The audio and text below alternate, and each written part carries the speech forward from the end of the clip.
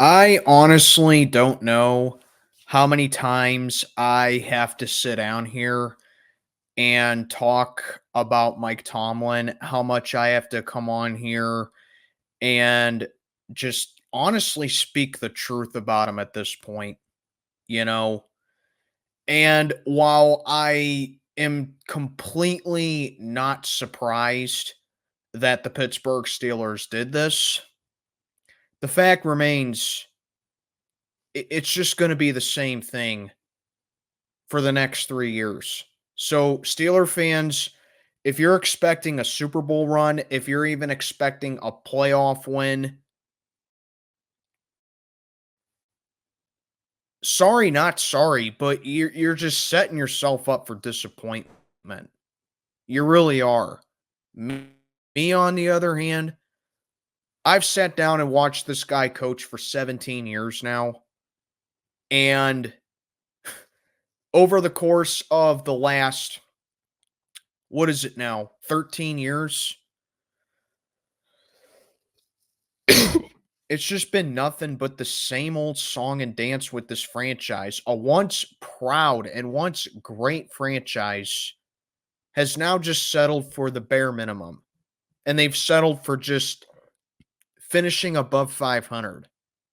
That's all it is. And this 3-year extension that Mike Tomlin has signed and he got extended with, which I know full and well that Art Ernie II just couldn't wait to give him that extension. Okay. Regardless of what happened in 2023 with the Pittsburgh Steelers, Art Rooney couldn't wait to extend him. What's going on, everybody? I'm Mac. Back with another video. As always, do me a favor, like, comment, subscribe, follow on Instagram. Link is down in the box below. So, Mike Tomlin has been extended as head coach for the Pittsburgh Steelers through 2027. And this is actually his fourth contract that he's had since 2017. He was in the last year of his contract in 2023. And like I said, I know this was all Art Ernie II here. He couldn't wait to extend Tomlin, regardless of what was going to happen last year with the Steelers. So basically, the Steelers have just settled for a guy who has led them to the playoffs only 4 times in the last 7 years, despite the stacked teams that they've had in recent years. And I guess while other franchises and other teams and other head coaches would take that in a heartbeat, guess what? When you're a fan of a franchise that's as decorated as the Pittsburgh Steelers, your expectations go up a notch. I mean, I sound like a freaking broken record when I say stuff like that. Yeah, it's great that you can finish above 500. Yeah, it's great that you can have a winning season. Yeah, it's great that you're not having losing seasons. That's all fine. That's only the first step. That's only phase 1 of the ultimate goal, which is hoisting Vince Lombardi's trophy in mid-February. And the Steelers have gotten nowhere near that with loaded teams. It's not like the Steelers have had bad teams. They've had some of the best teams in the league. From 2011, specifically from 2011 to, I would say, 2020. The Steelers have had some of the best teams in the league for a decade, and they got nowhere near the Super Bowl. Call me spoiled, call me ungrateful, all you want. I really don't give a crap. But you Steeler fans know that I'm right when I say stuff like that. But tell me this, how can I be spoiled when this is the longest playoff drought that the Pittsburgh Steelers have had, the longest playoff win drought, I should say, okay? The longest playoff win drought that the Pittsburgh Steelers have had since before the Immaculate Reception back 52 years ago in 1972. How can you call me spoiled with that? Like I said, 4 times in the last 7 years, this franchise has made the playoffs. They've lost all 4 of those games, and in all of those games, they've allowed 30 or more points in every single one of them. And don't give me the thing about, well, the defense stunk. Oh, well, this guy was hurt and that guy was hurt and Big Ben was old and we didn't have a run game and blah, blah, blah. You know what the one common denominator of the Pittsburgh Steelers being 3-8 in the playoffs since losing Super Bowl 45 has been? It's been Mike Tomlin.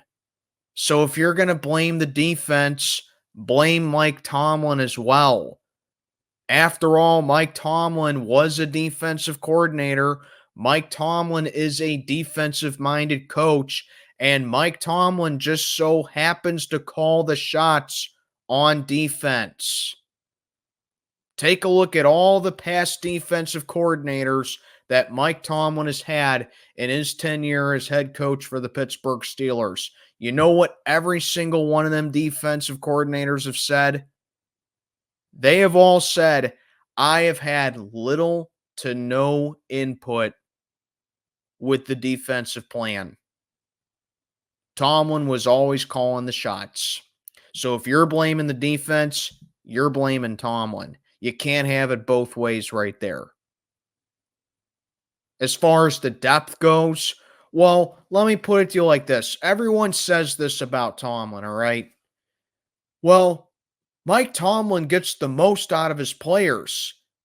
He can make a complete scrub look like a regular starter in the league, and he can make him into a respectable starter. So if that's the case, when it comes to playoff time, how come Tomlin's incapable of doing that? And it's not like the Steelers have lost close in those playoff games. They've been getting obliterated in those playoff games. Not even close. And it all started in the 2016 AFC Championship against New England, where for whatever reason, he thought it was a good idea to play zone defense every single series against Tom Brady. Really? Zone D against Tom Brady. Tom Brady eats that for breakfast. And you don't make one single adjustment on defense? So that was embarrassing. 36-17 was the final score, by the way. 3 years later, 48-37 to the Cleveland Browns, a team that did not even have their head coach in that game because you had COVID. The Browns were down several key starters in that game. And from the very beginning of the game, and I do mean the very beginning of the game, it was a disaster. That game right there, for my longtime subscribers, you know that game right there, that playoff loss to the Browns, that broke me with Mike Tomlin for good. And while 48-37 might suggest that it was a close game, that it was a hard-fought game, I'm here to tell you that is not the case at all. Scores and statistics don't tell the whole story. They tell a story, but they don't tell the whole story. The Browns were ahead 28-0 in the first quarter and 35-7 at halftime. Okay? The only reason the Steelers got 37 points in that game is because they got themselves into a deficit way early in the game where Big Ben had to stat pad his way to save fate, and he eventually hit the 500-yard passing mark in that game, and the Browns were playing prevent defense the rest of the way. They didn't have to try hard on defense. They didn't have to bring the heat there and there. All they had to do was take their sweet time, play soft zone D, and play prevent defense. Why? Because the Steeler defense and Mike Tomlin's scheme couldn't stop a nosebleed all game game long. All right. That was not an 11-point game. The most points the Steelers have ever allowed in a playoff game, and it came against a team that we have beaten left and right over the course of the last half century. 42-21 against Kansas City the following year. I mean, did you really expect us to beat the Chiefs at Arrowhead, no less? And then 31-17 to Buffalo. Sure, 14-point game. Oh, it was a close game, Mac. Oh, the Steelers fought back, Mac. They were down 21-0. That was probably the least worst of those playoff losses, but they were still down 21-0. Gave up a 50-plus yard touchdown run to a quarterback. 3-8 in the playoffs since 2011. And I've said it a million times, and I'll say it 1,000,001 times now. It should only be 2 playoff wins. Why? Anybody, and I mean anybody with half a brain cell, would know that in January of 2016, the Bengals handed us that playoff win more than the Steelers won it. All the Bengals had to do after they intercepted Landry Jones under the 2-minute warning in the fourth quarter, up by 1 point, was that they had to kneel the ball, force us to use our timeouts, kick a field goal to go up 4 points. Ben was going to come back in that game regardless if he was injured or not, and try to lead the Steelers to a game-winning drive with a bum arm. No timeouts, and you got to drive the length of a field down 4.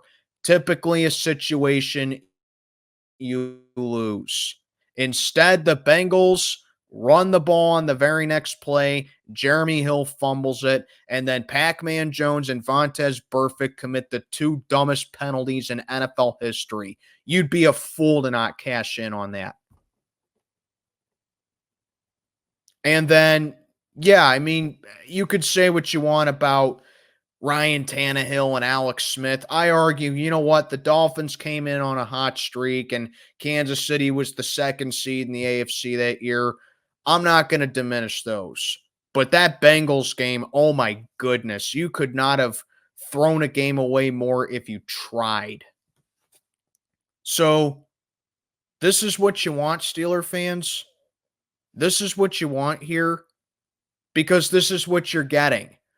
More garbage time comebacks, more needing help to get in the playoffs like they did this past season against Tennessee, or they needed Tennessee's help to get into the playoffs.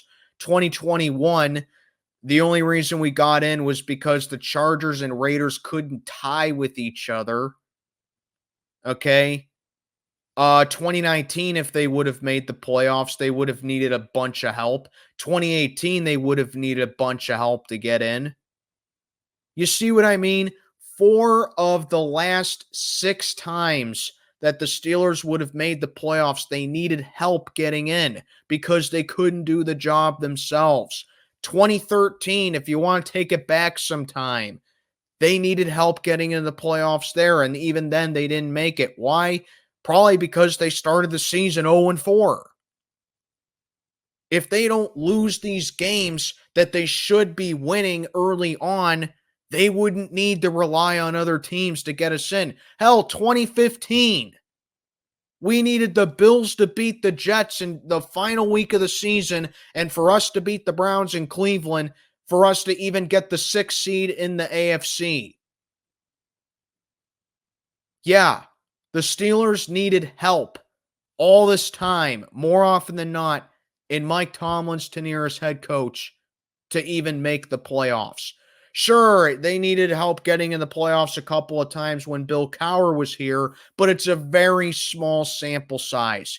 Tomlin's tenure, the Steelers have repeatedly needed help getting in the playoffs. That's what you're getting more of with this extension. More lack of discipline, more cliche press conferences, more losing to bad teams? Are you sick of the Steelers getting their doors blown off by bad teams? Are you sick of the Steelers losing to 2-10 teams in less than a week? Are you sick of the Steelers hideously playing down to competition? Well, guess what? That's what you're getting more of with Mike Tomlin here. And worst of all, more getting blown away by up-and-coming teams and elite teams. Blown out at home by the 49ers in week 1. They went to the Super Bowl. Blown out by the Houston Texans.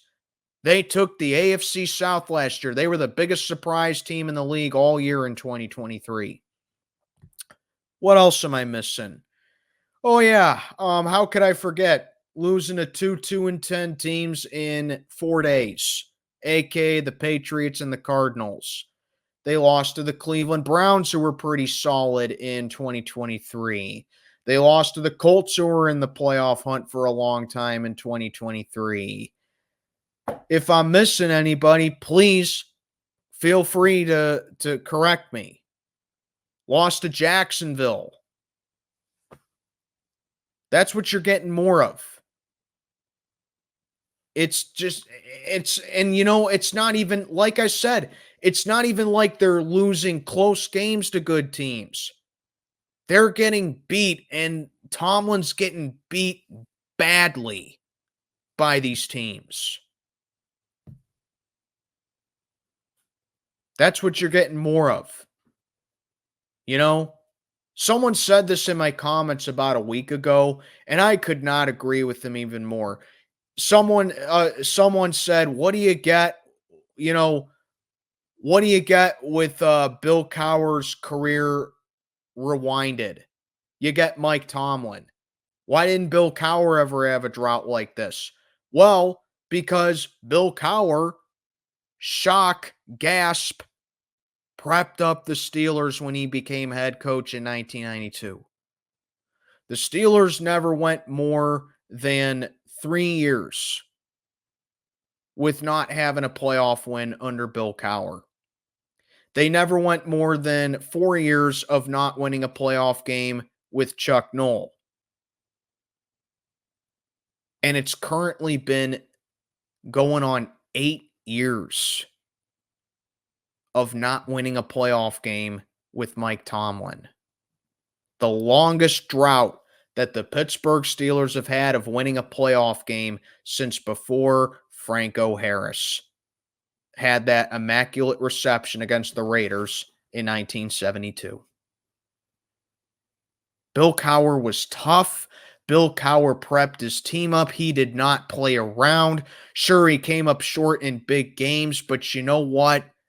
Bill Cowher didn't really have the greatest supporting cast around him, and I just laugh.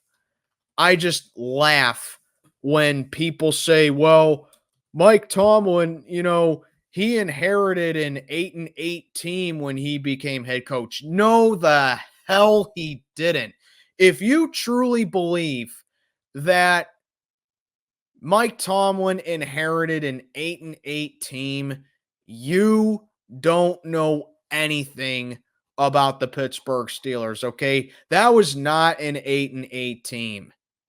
That was a team that was a year removed from winning the Super Bowl, and Big Ben got in a motorcycle accident in the offseason of that year, and the defense and some of the players on offensive as well suffered some serious injuries that set the Steelers back in 2006. That was not even close to an 8-8 team. Okay? The only reason they were 8-8 is because they were injured and they suffered a Super Bowl hangover. That 06 team, by far a Super Bowl contender. Mike Tomlin inherited a top 5 defensive team, a top 3 defensive team. Big Ben about to enter his prime, a group of good young receivers to build around.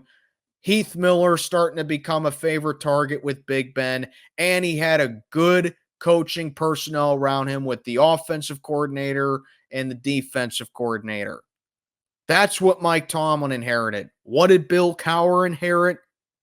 He inherited a burnout team that was ran by Chuck Noll and a group of aging players on defense and offense with no quarterback. And Bill Cowher made them a powerhouse. Mike Tomlin, oh, you better be able to win with a top 3 defensive team and a good young quarterback that's about to enter his prime. You better be able to win with that. And yet, what does Mike Tomlin do? 4 seasons in 17 seasons under Mike Tomlin that the Pittsburgh Steelers have won a playoff game. And now he has a team of his own, and guess what? He can't do crap. Oh, but Mac, he's never had a losing season. Whatever. Like I said, cool. You can win games. You can finish above 500. You're not having losing seasons. Good. That ain't good enough over here in Steeler country. I mean, since when did this fan base become the Bengals? I'm not even kidding. Since when did the Steelers fan base become the Marvin Lewis era Bengals? The only thing that I'm going to give Tomlin credit for with this time around is that he has an actual offensive coordinator. He has an improved staff. He has a way better quarterback room than he had entering 2022, and he has more depth. That's it. And it's only partly because of him. Because we know that he likes his slot receivers, which is why a guy like Roman Wilson is here. But that's only part of it. That's with the front office with the draft players. Tomlin only has a little bit of part of it. He don't got his buddies anymore. He don't have Matt Canada anymore. He doesn't have his pals that are, up in the booth calling the plays or standing with him on the sidelines. He has an improved staff. That's the only thing that I'm going to give Tomlin credit for is that he has an improved staff and he has a better quarterback room. That's it. Other than that, I am not on board with this extension at all because it's going to be the same thing. That's all it's going to be. It's just going to be the same thing. So I'm sure the Steelers are going to BS their way to 9-10 wins this year. They're going to barely squeak in the playoffs when they had absolutely no business making the playoffs.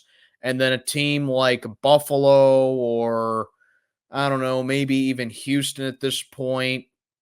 Maybe we get the honor of playing Kansas City again. One of the upper echelon teams in the AFC. Hey, maybe even, an AFC North team. You never know. I'm pretty sure the Steelers are going to BS their way to 9 or 10 wins, and they're going to get promptly roundhouse kicked in the wild card once again. That's what this fan base is settled for. Well, we won 9 games. We didn't finish below 500 for the 21st year in a row. That ain't good enough. Do something with it. And I am not a fan of this extension at all. And you guys know I'm right, or else you wouldn't even try to argue this with me. Anyway, let me know what you think down in the comments below. I'm Mac, checking on out for the day. Have a good one, everybody.